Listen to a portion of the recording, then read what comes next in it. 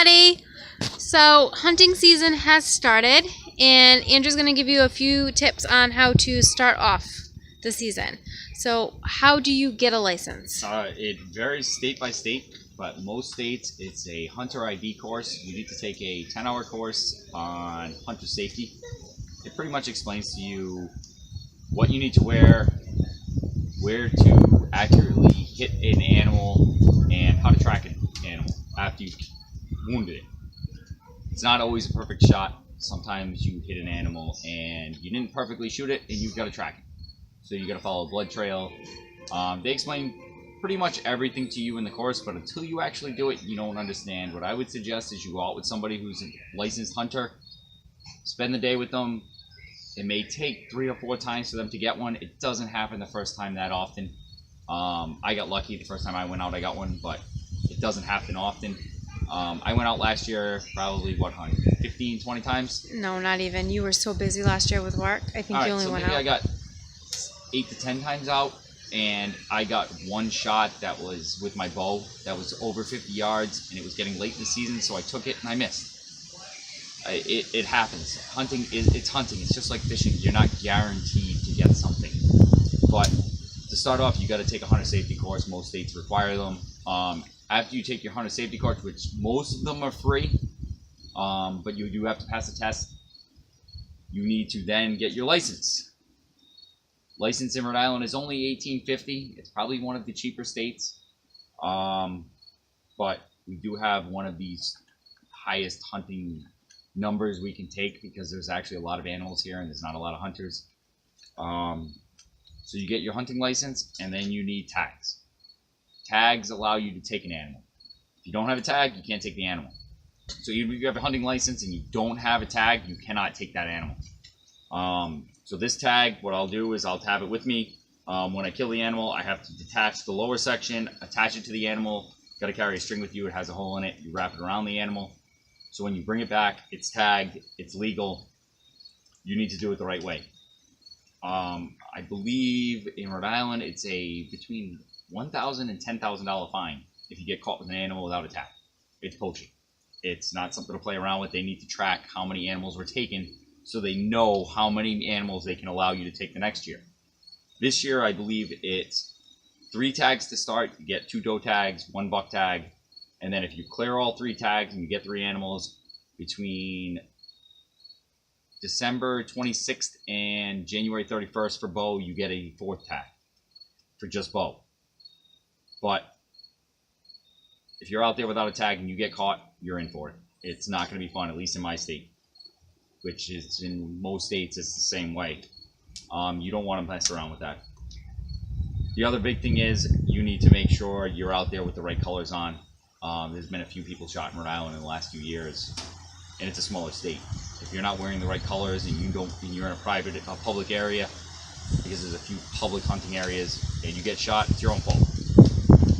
The other thing is, hunting private land, you need permission from where you're hunting. Unless it's your own property, you need written affidavit that you're on that land. So if DEM shows up, you can say, yeah, I have written documents saying that I can be here.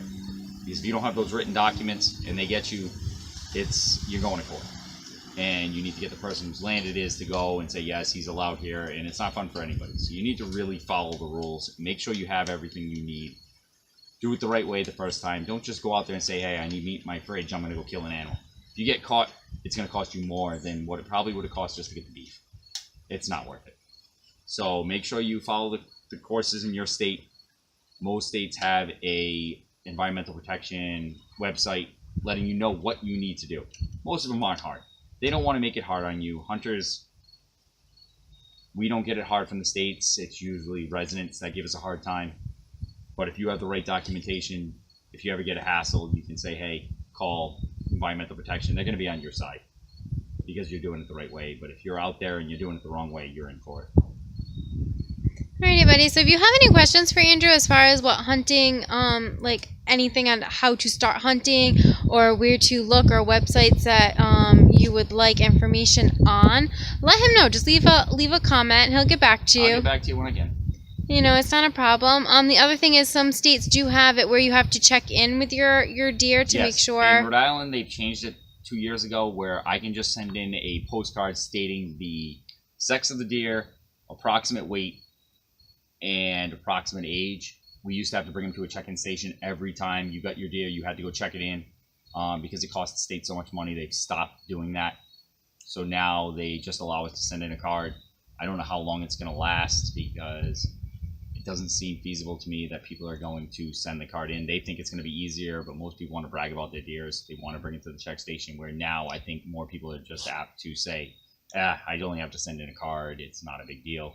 But you really need to send that card in because that regulates how many deer you can take. If you don't send that card in, they lower the numbers. It's not good for any of us. And what about the disease that they were checking for?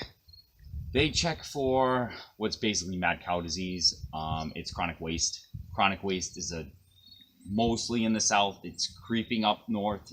Up here, we haven't seen it yet. But down south, there is a chronic waste disease. You really don't want to eat the meat, so you want to get your deer checked to make sure it doesn't have chronic waste. Because even with like mad cow, it's a prion disease, so you can't cook it out of the meat. Yeah. So you really want to find out. Up here, we haven't seen it yet, so I'm not that worried. But most states that have it going on are going to make you check your deer. They're going to do a test on it. They're going to check and see if it has the disease while you're there, and then they can find out if it's edible to eat. So it's for your own safety. So I would definitely recommend, if your state is asking for you to have that done, to bring it in. I know that, the environmental police aren't everywhere, but they're doing it to look out for you. They're not doing it for their own benefit.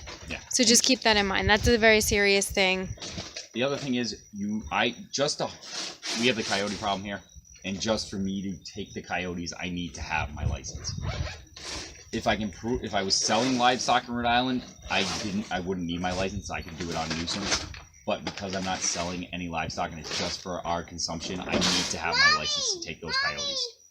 Right. All right, everybody. So if you don't mind giving us a thumbs up, and again, if you have any questions for Andrew, leave a comment. He'll gladly answer it. He's been hunting for about 7 years now. About 7 years. 7 years. It's been a learning experience for me. Nobody in my family hunts except for me. So it's been a learning experience. I've taken 5 deer now. 5 deer. We have learned to butcher and stuff ourselves. Yep. So if you have any questions with that, we have also tanned our own hides and stuff. Yep. So, we can definitely walk you through some of the processes. And if we get one, we'll show you. I may also have a vlog coming up.